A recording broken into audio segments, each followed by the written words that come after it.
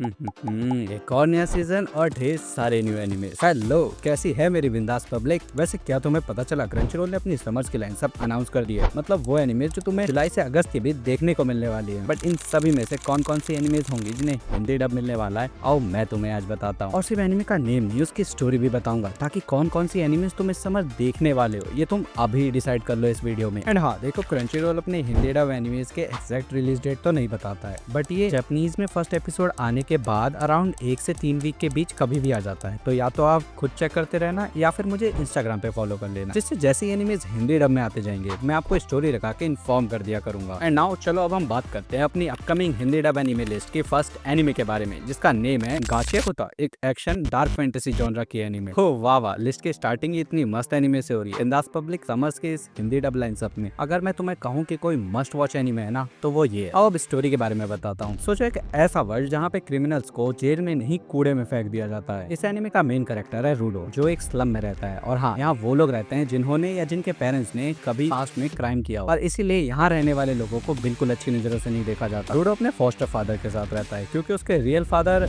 ना ये नहीं बता रहा मैं, ये तुम एनिमे देख के पता करो। इस स्लम को छोड़ के यहाँ पे एक रिच टाउन भी है जो बहुत ज्यादा गार्बेज क्रिएट करते हैं। रूडो अक्सर रिच टाउन के गार्बेज में कुछ वैल्यूबल चीजों को ढूंढने चले जाता है, जिससे समटाइम्स उसे वैल्यूबल चीजें मिल जाती है। ऐसे ही एक दिन रूडो ये सब करके अपने घर वापस लौट रहा होता है, तभी वो अपने घर पे अपने फॉस्टर फादर की डेड बॉडी देखता है। इसके बाद आसपास बहुत हंगामा हो जाता है, बहुत सारे लोग और पुलिस आ जाती है। रूडो की बिना बात सुने सब कोई उसी को मर्डरर मारने लगते हैं और उसे पिट में फेंक देते हैं। देखो ये जो टाउन है ना, ये फ्लोटिंग टाउन है, ये हवा में लटके हुए और इसके नीचे जो कुछ भी हो उसे यहाँ के लोग पिट कहते हैं। और इस पिट का इस्तेमाल यहाँ के लोग बहुत पुराने टाइम से सिर्फ कूड़ा फेंकने के लिए करते हैं, और कभी कभी इंसानों को भी। अब नीचे की कहानी बिल्कुल ही अलग है। यहाँ सिर्फ ऊपर वालों का फेंका हुआ कूड़ा नहीं है, यहाँ उस कूड़े और नफरत से बने मॉन्स्टर्स भी रहते हैं। अब इतने ऊंचाई से फेंके जाने के बाद क्या हमारा एमसी जिंदा बचेगा? और अगर वो जिंदा बचता है तो क्या वो यहाँ के मॉन्स्टर से लड़ पाएगा, अपने आप को सरवाइव कर पाएगा, और क्या वो ऊपर जाके उन लोगों से कभी बदला ले पाएगा जिन्होंने उसे इस नर्क में फेंक दिया? ये सब तो एनिमे देखने के बाद ही पता चलेगा। हम बात करते हैं अपने नेक्स्ट एनिमे के बारे में, जिसका नेम है क्लीवेट्स, एक एक्शन सुपरनैचुरल फैंटेसी जॉनरा की एनिमे। इस एनिमे की स्टोरी मेनली 3 कैरेक्टर्स के अराउंड है। फर्स्ट क्लीवेट्स, जो कि इस वर्ल्ड के 4 मोस्ट पावरफुल डीमन में से एक है। सेकंड अलिसिया, जो हमेशा से एक हीरो बनना चाहती है। एंड थर्ड एक छोटा सा बेबी, जिसने इस पावरफुल डीमन को भी अपना बेबी सिटर बना लिया है। स्टोरी की स्टार्टिंग में हमें दिखाया जाता है कि एक किंगडम का राजा इस क्लीवेट को मारना चाहता है। क्यों? क्योंकि कुछ लोगों को होती है पड़ी लकड़ी लेने की आदत। अब देखो, अलिसिया ने बचपन से ट्रेनिंग की है, इसीलिए वो इस पार्टी के मोस्ट पावरफुल 14 हीरोज में से एक है। ये लोग जाते हैं उस केव में जहाँ पे क्लीवेट रहता है और उसे फाइट करने लगते हैं। बट क्लीवेट है यार, उसे बिल्कुल टाइम नहीं लगा इन्हें खत्म करने के लिए। बट हाँ, ये पहली बार था जब क्लीवेट को कोई खरोच लगी थी, और ये अलिसिया ने करी थी। क्लीवेट इस बात को नजरअंदाज नहीं कर सकता था कि धीरे धीरे करके इंसान ग्रो कर रहे हैं और एक टाइम ऐसा भी आएगा जब वो उसे मार डालेंगे। इसीलिए क्लीवेट ने ये डिसाइड कर लिया कि वो अभी उस टाउन के हर एक इंसान को मार डालेगा। और ऐसा ही होता है, क्लीवेट वहाँ जाता है और हर एक इंसान को मार देता है। किंग को मारने के बाद क्लीवेट वहाँ से वापस जा रहा होता है कि तभी उसे एक बच्चे की रोने की आवाज आती है, और वो जब उसे देखने जाता है तो वहाँ एक लेडी बच्चे को बचाते हुए मलबे के नीचे दब चुकी है, और क्लीवेट को लगता है कि कुछ दिनों में खुद ही भूख प्यास से मर जाएगा। इसीलिए वो वहाँ से चला जाता है कि तभी वो लेडी उसे पीछे से आवाज लगाती है और कहती है प्लीज इस बच्चे को बचा लो। क्लीवेट कहता है मैं उसे क्यों बचाऊं जो मुझे मारना चाहता हो। और तभी वो लेडी पलट के कहती है कि इस बच्चे को दूसरे लोगों की गुनाहों की सजा मत दो। ये बच्चा खुद इस बात का सबूत है कि हर एक इंसान एक जैसा नहीं होता। अगर तुम इसे पालते हो तो ये तुम्हें मारने के बारे में सोच भी नहीं सकता है। और क्लीवेट अपने आप को सही साबित करने के लिए इस बच्चे को पालने के लिए भी रेडी हो जाता है, और फिर उस बच्चे को वो अपने केव में ले जाता है। क्लीवेट को कोई आइडिया नहीं था कि एक इंसानी बच्चे को कैसे पाला जाता है। और तभी उसकी नजर अलिसिया की डेड बॉडी पे पड़ती है और वो उसे फिर से जिंदा कर देता है। अब अच्छा थोड़ी लगेगा कि इतना बड़ा डीमन बच्चे के डायपर बदल रहा है, तो इंसानियत अब खत्म होगी या नहीं वो इस बच्चे पे डिपेंड करती है। और आगे की स्टोरी जानने के लिए तुम्हें एनिमे देखनी पड़ेगी। हम बात करते हैं अपने लिस्ट की थर्ड एनिमे के बारे में, जिसका नेम है न्यू सागा, जो कि एक फैंटेसी एडवेंचर और एक्शन जेनरे की एनिमे है। यार हम सब ने अपनी लाइफ में एक ना एक बार तो ये जरूर सोचा होगा कि काश हमें फ्यूचर देखने की शक्ति मिलती, लाइफ कितनी इजी हो जाती है ना। चलो मैं तुम्हें इस एनिमे की स्टोरी बताता हूँ। इस एनिमे के वर्ल्ड में भी डीमंस ने हमला कर दिया है और वो सब ह्यूमंस को कब्जे में करना चाहते हैं। बट इसीलिए ह्यूमंस और डीमंस के बीच एक बहुत ही ब्रूटल वॉर होती है, जिसमें काइल, इस एनिमे का मेन कैरेक्टर, जिसने अपना घर, अपना परिवार, अपने फ्रेंड्स और अपने प्यार इन सब को खोने के बाद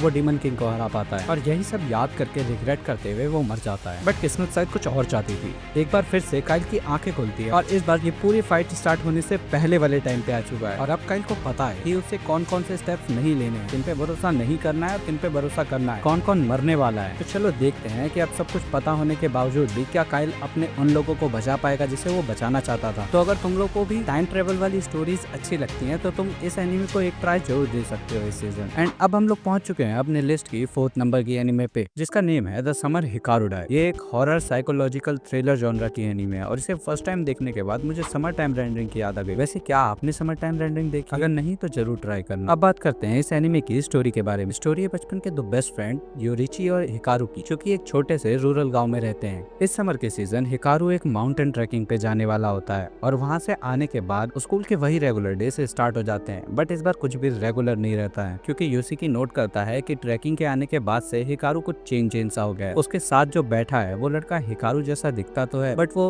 उसका वो बचपन वाला यार नहीं है। अब कुछ दिनों से नोट करते करते योशिकी से ये रहा नहीं जाता है और वो हिकारू से पूछ ही लेता है कि क्या तुम सच में हिकारू हो। और तभी